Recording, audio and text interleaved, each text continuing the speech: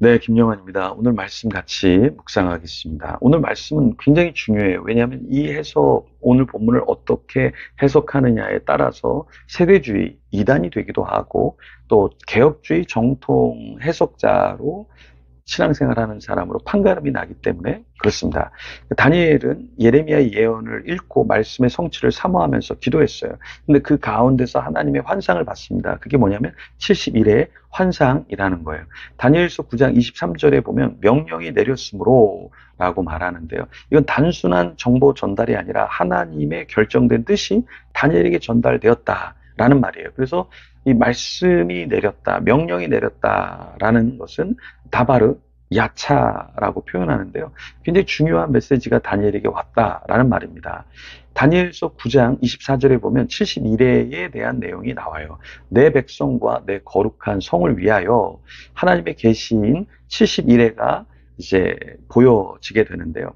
이 71회라는 것은 70개의 단위가 7개 있다라는 거예요. 그러니까 490 단위가 있다라는 것이죠. 그랬을 때 이것을 1년씩 계산하면 490년이 됩니다. 그래서 490년으로 간주하기도 하고요. 그런데 이것을 다르게 해석하는 경우도 있다라는 거예요. 그것을 오늘 좀 살펴보려고 합니다. 그런데 먼저 71회는 하나님의 구속사가 이루어지는 시간표로 주어진 것인데요. 이 시기의 목표는 무엇이냐? 6가지로 우리가 볼 수 있어요. 첫 번째는 허물을 그치게 하는 것, 두 번째 죄를 끝내게 하는 것, 세 번째 죄악을 속하는 그러한 것, 네 번째는 영원한 의를 드러내는 것, 다섯 번째는 환상과 예언을 임봉하는 것, 여섯 번째는 지극히 거룩한 일을 기름 붓는 것. 그래서 이 시기의 목적은 이렇게 6가지로 볼 수 있는데요. 사실 이 목적은 모두 다 메시아, 예수 그리스도를 향한 것이고 성취되는 구속의 핵심을 담은 것이다. 그러면 이 71회를 다시 세부적으로 구분하면 7일회, 그리고 62일회, 그리고 1일회로 볼 수 있습니다. 먼저 첫 번째 7일회는 7일회니까 7, 7에 49, 49년이죠. 그래서 다니엘서 9장 25절에 보면 예루살렘을 중거라는 영이 날 때부터 기름 부음을 받은 자 곧 왕이 일어나기까지 7일회와 62일회가 지날 것이요. 이 7일회는 어떤 것이냐면 이 칙령은 성전과 예루살렘 회복의 시작점으로 수룹바벨과 에스라, 느헤미야 시대를 거쳐 약 49년간의 성전 재건, 그러니까 사회적 기틀 회복을 이루는 그 기간을 7일에 49년으로 보는 것입니다. 그 뒤에 이제 두 번째로 62일회가 나오는데요. 이건 434년인데 그 총 기간에 어떤 일이 있느냐? 메시아의 도래를 준비하는 것이죠. 그래서 선지자 말라기 이후에 신구약 중간사를 보면 메시아의 도래 기간까지 어느 정도 기간이 필요하죠. 그 기간을 말하는 게 62일회라는 것이에요. 그리고 세 번째로 마지막 한 일회인데요.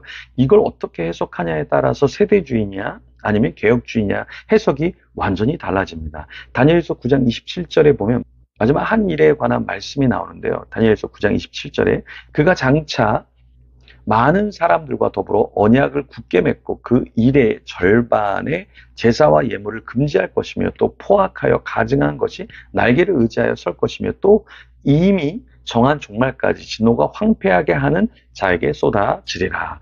자, 여기서 그는 누구일까요? 여기 그는 그가 언약을 굳게 맺는다 이렇게 말하는데요. 여기서 그라는 것은 앞선 문맥에서 말하는 기름 부음 받은 자, 메시아를 의미하는 거죠. 그래서 개혁주의에서는 그를 예수 그리스도로 해석합니다. 네, 마태복음 26장 28절에서 주님이 친히 언급하신 새 언약 성립과도 맞닿아 있죠. 7년의 이 구조와 의미를 보면 마지막 한 일에는 7년을 상징하는데 개혁주의에서는 문자적인 7년으로 보지 않아요.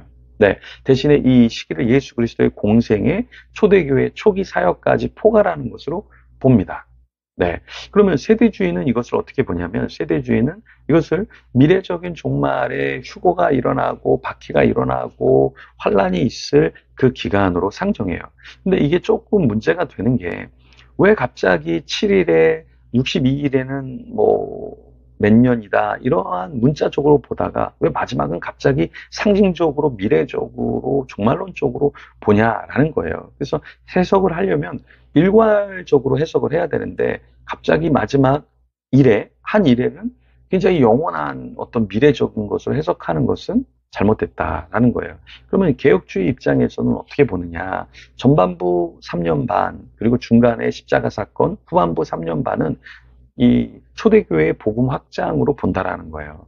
그러니까 전반부의 3년 반은 예수님의 공생애로 보고, 중간은 십자가 사건, 제사 제도의 종결, 영원한 속죄의 완성으로 보고요. 후반부는 마지막 3년 반은 초대교회 복음 확장 기간으로 본다라는 거예요. 이게 개혁주의 해석이라는 것입니다. 그래서 여러분들이 이 본문을 해석할 때 너무 세대주의적인 해석으로 해서 미래의 7년 대환란이다.